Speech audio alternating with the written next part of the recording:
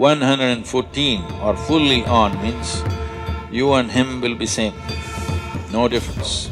If you become receptive, I don't have to come here and explain things to you, somebody need not teach you how to bend, what to do, nothing. You will know everything about human mechanism, everything,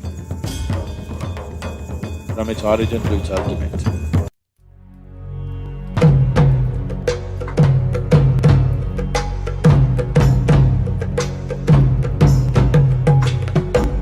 Namaskar, Sadhguru.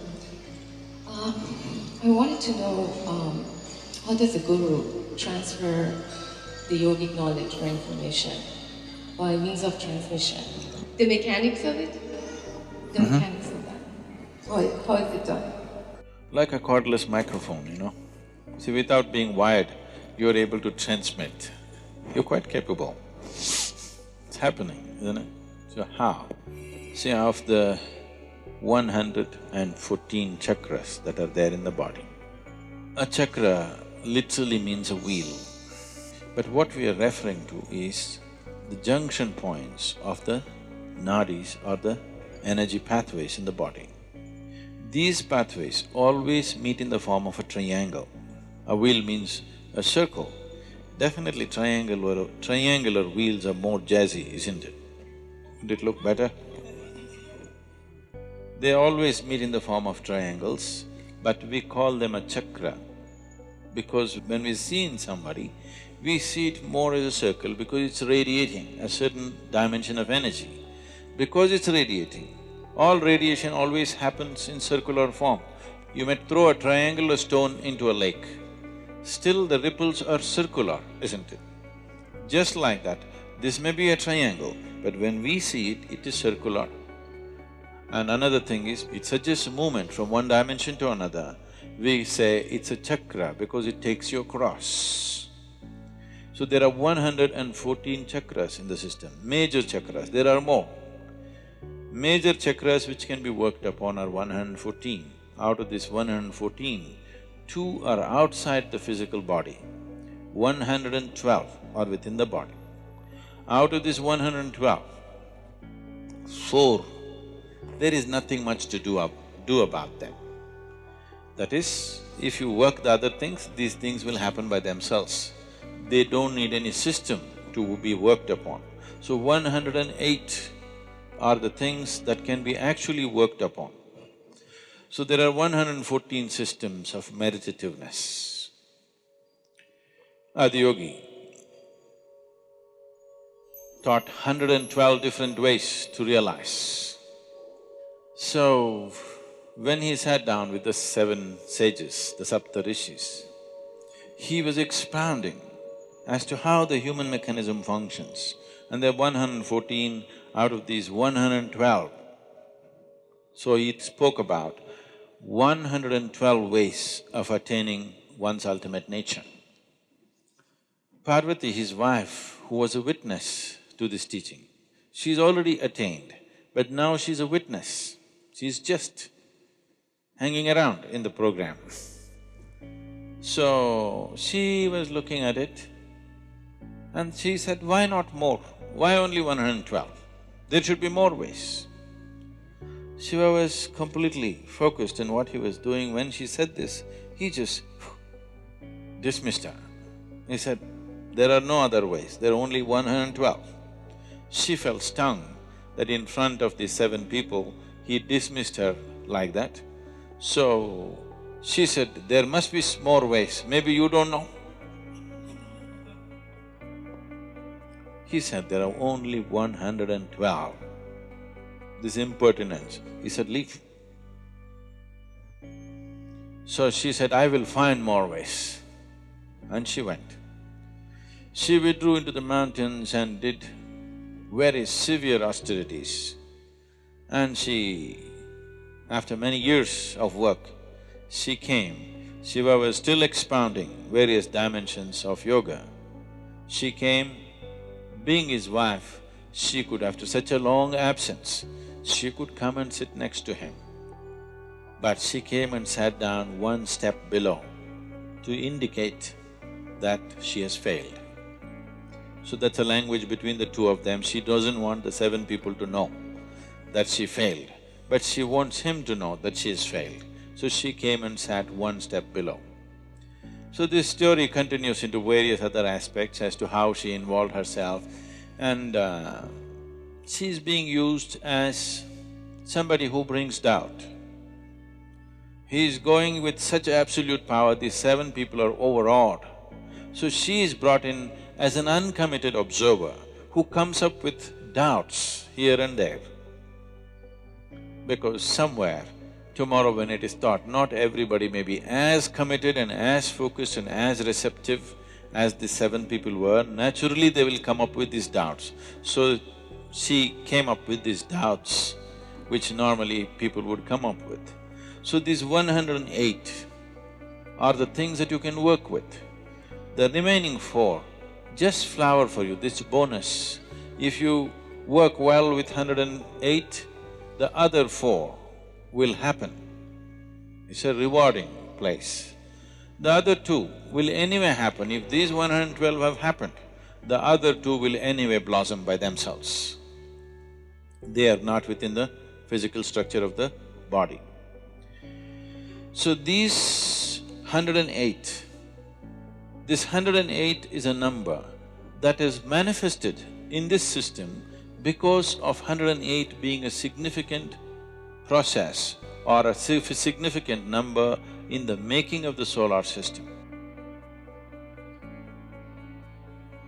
So the diameter of the sun and the distance between the planet and the sun is 108 times over. The diameter of the moon and the distance is 108 times. In many ways you will see 108 being a proportion in the making of the solar system. That is the reason why, otherwise maybe we would have had 160.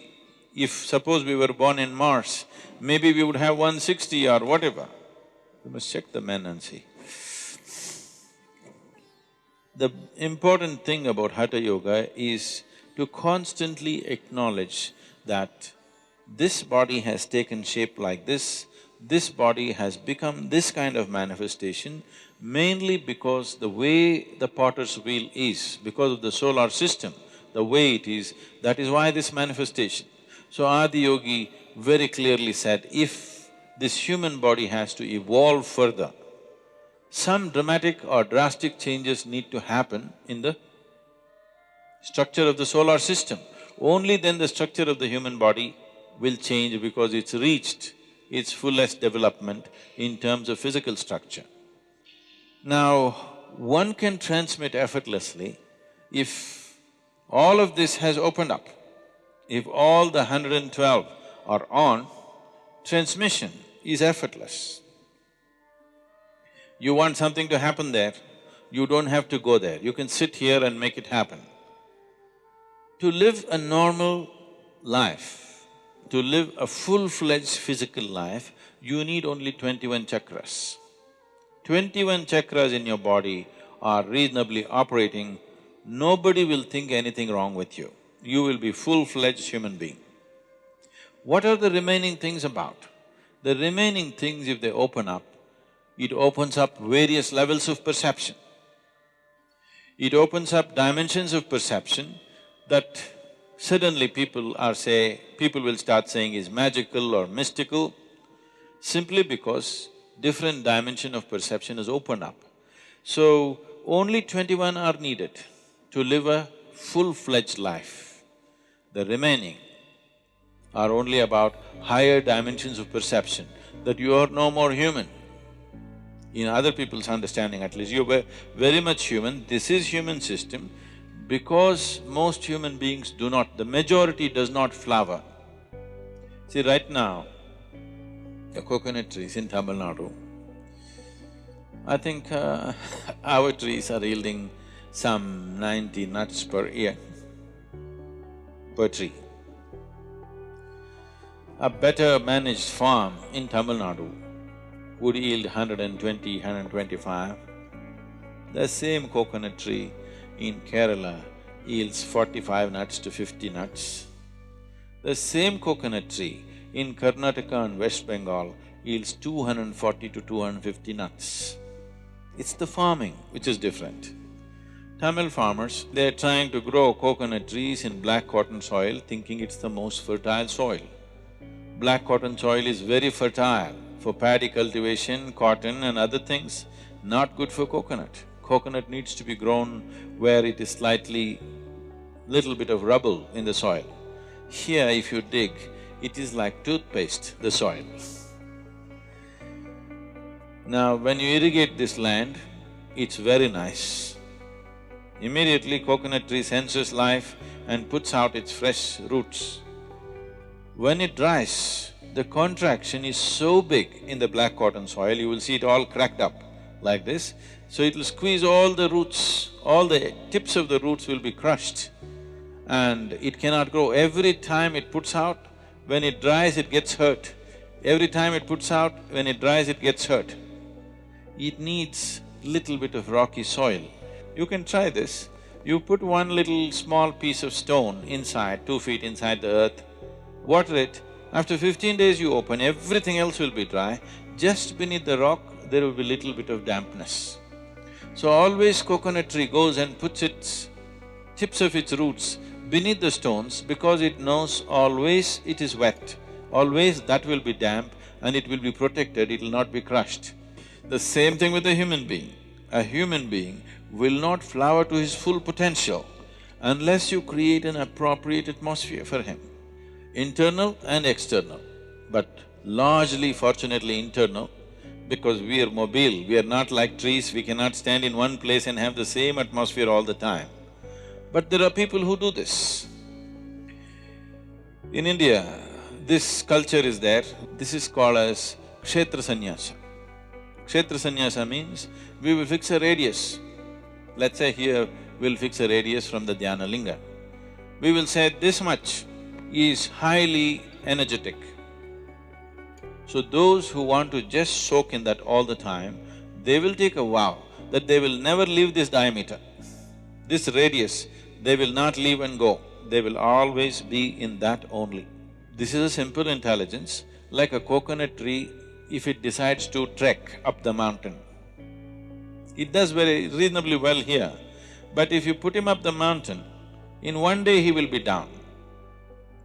The wind, have you gone up the mountain? No. If you go to the seventh hill, almost any season, wind will be at least like 50 to 60 kilometers. In the windy season, it'll touch 120 to 140 kilometers per hour. If you stand like this, it'll just throw you out. It's that strong. So if this guy goes and stands there, he won't stand for an hour. So, you better stay here. But the trees are stationary, we are mobile.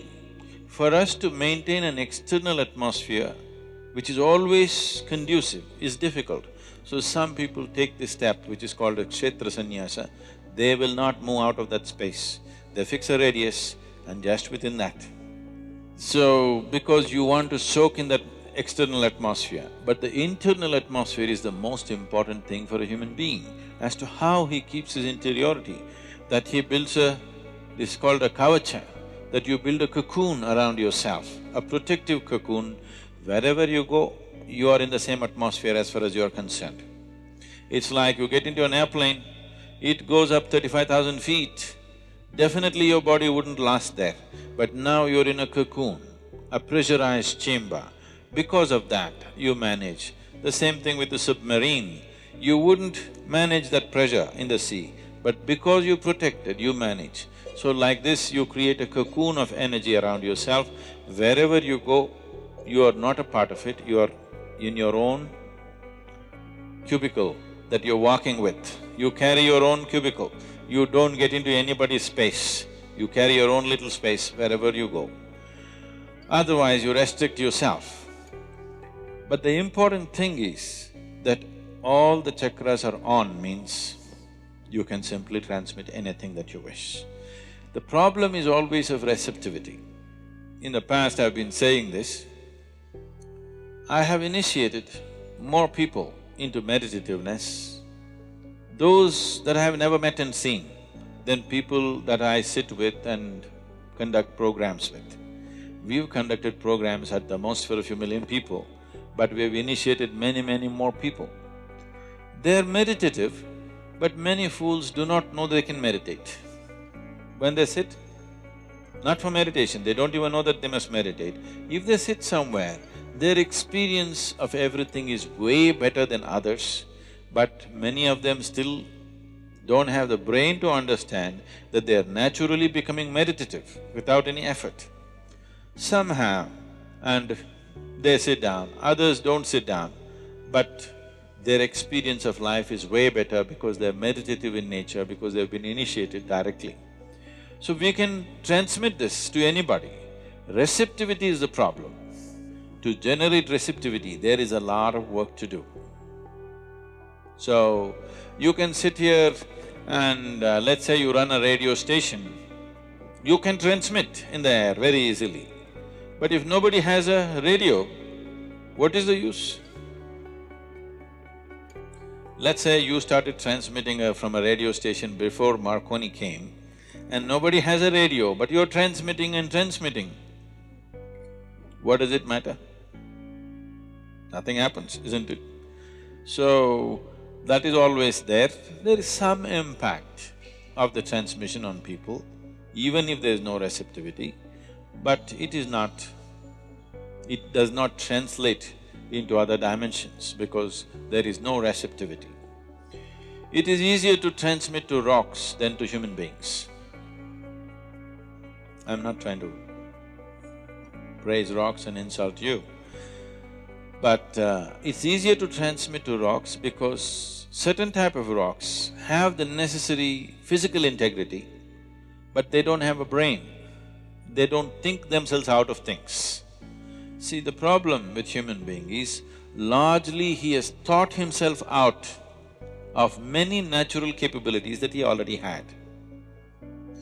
Aren't people thinking themselves out of their joy? Haven't they? How they were when they were children, haven't they thinking themselves out of their joy and love and natural things that they had? So, human beings are thinking themselves out. Because of that, whatever you give them, they can think themselves out. Today you teach them something, well, you have seen many of you, they come to Bhava Spandana and we blow them out. It's really a hit. Oof, everybody is hit and fantastic and dripping with ecstasy. But after 6 months, they will think themselves out of it. So, not everybody knows how to use their thought in a constructive manner. Largely they're thinking themselves out of their well-being. They were quite well when they were children, they thought themselves out. So thought is not working always for human benefit. Most people do not know how to use it for their well-being. Largely people are using it to work against themselves. If you activate the energy system to its fullest possibility, transmission is natural. You don't even have to go all the way. If you activate 63, you can transmit quite powerfully. That is the symbolism of the Tamil… Tamil culture is based on 63 Nayanmars. They call them 63 sages who came, who transformed Tamil culture in a big way. They brought spirituality to everybody's life. This is… one thing is those 63 people, maybe there were more people, but for the sake of symbolism, they left those people and mentioned only 63. Any temple you go, you will see small images of 63 images. Because if you have 63 chakras going, we can say you are a sage, beginning to be, early sage. If you have 84, you have crossed many limits which normally people think are superhuman. If you reach 108, that means you're completely there. 114 or fully on means you and him will be same, no difference. If you become receptive, I don't have to come here and explain things to you, somebody need not teach you how to bend, what to do, nothing. You will know everything about human mechanism, everything, from its origin to its ultimate.